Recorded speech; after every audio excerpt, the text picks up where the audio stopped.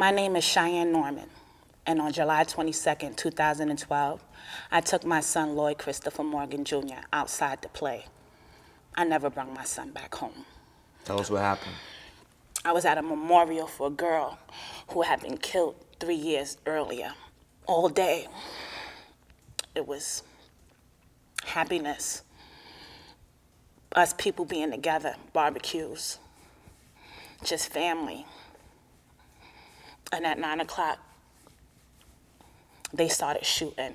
You would have thought I was in a war zone, as many shots was fired that night.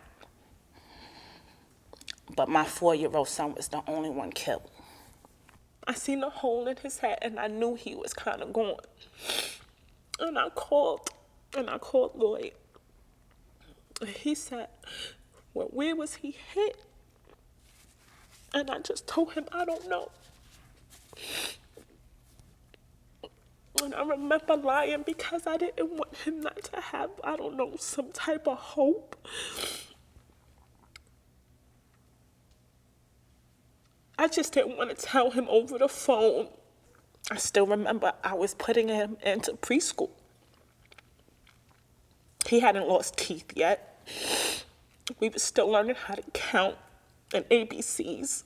You know, I have 4 years of memories that it has to sustain me for the rest of my life. My son was gunned down like he was a grown man, 1 shot to the head. And my whole life changed. Our lives are different now. Holidays are different now. Birthdays are different now.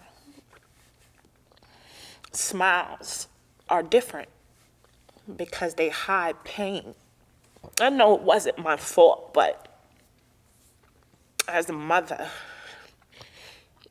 as a parent, you are supposed to be there for your children. And I feel like in some way that I wasn't. That day, right before I went outside, we had given Lloyd some juice, and he had a white t-shirt on. And his father told him, don't spill that on your shirt, because if you do, you're gonna stay here.